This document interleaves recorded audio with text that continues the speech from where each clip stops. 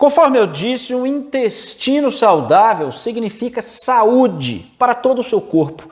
Por exemplo, você sabia que o intestino é considerado o segundo cérebro? Isso mesmo. Por exemplo, a serotonina, que é um neurotransmissor importantíssimo. Ele é produzido no intestino. Quando o intestino está saudável, cheio de bactérias boas que povoam esse órgão, nós ingerimos da dieta o triptofano.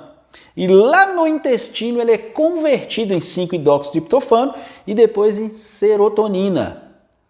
Mas quando o intestino está doente, cheio de bactérias ruins, processo conhecido como disbiose, esse triptofano não é convertido em serotonina, mas em ácido quinurênico, que é extremamente nocivo à nossa saúde, altamente deletério e causa várias doenças, principalmente a nível de sistema nervoso. E pior, a serotonina cai.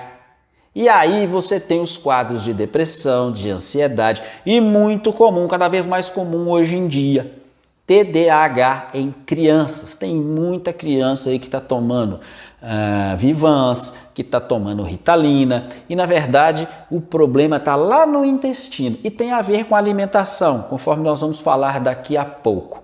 Muda a alimentação dessas crianças, melhora os sintomas. A imunidade também está intimamente relacionada com o nosso intestino. A maioria do nosso sistema imunológico está presente exatamente no intestino, porque é onde é necessário uma barreira, porque é ali que absorve os nutrientes. E não pode deixar absorver patógenos, bactérias ruins, vírus, fungos. Então a maioria do sistema inato, macrófagos, células NK, neutrófilos, está presente no intestino. E se o intestino está doente, o sistema imunológico fica comprometido. E temos também a permeabilidade. Um intestino doente é um intestino permeável. Ele abre passagens, buracos nessa barreira e acaba passando o que não deve, não só nutrientes, mas conforme eu falei, resto de bactérias, processos inflamatórios que aumenta a nossa inflamação subclínica. E esse aumento da inflamação subclínica é que causa, com o passar dos anos, o infarto, o AVC, o Alzheimer e uma série de... O próprio câncer tem um fundo inflamatório e uma série de doenças degenerativas. Então, se você tem uma alimentação que tem muitos alimentos industrializados, isso é péssimo. Porque os alimentos industrializados, além de uma série de substâncias artificiais, geralmente são ricos em açúcar, farinha, principalmente farinhas ricas em glúten e óleos hidrogenados. Substâncias que as bactérias ruins do intestino adoram, mas as bactérias boas não conseguem fermentar e acabam morrendo. Então é muito importante que você mude o seu estilo de vida. Como, Moacir? Passe a comer comida de verdade.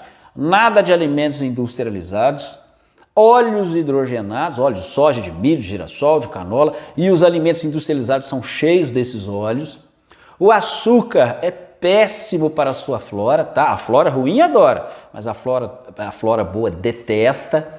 Alguns adoçantes, como por exemplo a sucralose, também promove essa disbiose. E claro, a farinha de trigo, que é riquíssima em glúten. O glúten é inflamatório para o nosso intestino, pessoal. É inflamatório, mesmo que você não seja celíaco. Mas o tratamento em si? Bom, primeiro, você precisa colocar na sua alimentação fibras vegetais, fibras solúveis e insolúveis, né?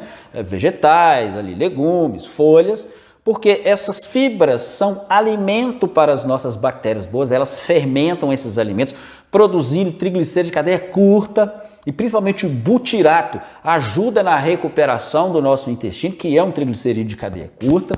Então, uma alimentação rica em fibras. Também uma alimentação rica em probióticos, aí tem vários esses alimentos fermentados, geralmente alimentos em conserva, chucrute, kefir, coalhada, esses à base de leite de vaca eu nem recomendo tanto, porque o leite de vaca e derivados tem muita caseína, que também não é interessante para o intestino. Mas alimentos fermentados, missô, natô, geralmente são saudáveis, são cheios de bactérias boas. Mas na maioria dos casos, quando a pessoa está muito disbiótica, é preciso uma intervenção mais forte. E aí você precisa entrar com probióticos, com uma quantidade maior de bactérias, né? Unidades formadoras de colônia, principalmente as bifidobactérias e os lactobacilos. Tem aqui no Brasil já esses probióticos que tem aí pelo menos 20 mil unidades formadoras de colônia. Então, mudar a alimentação, entrar com probióticos, entrar com glutamina. Isso mesmo, essa glutamina que as pessoas usam na academia para aumentar a massa muscular, ela é importantíssima para recuperar ali o enterócito, recuperar o epitélio intestinal. Então, entrar com glutamina também para recuperar o nosso intestino. Então, pessoal, muito importante que você cuide do seu intestino, porque é lá no intestino que começa vários problemas de saúde. Eu dei alguns exemplos aqui, tá? Mas existem outros. Um intestino inflamado é a receita para uma saúde ruim.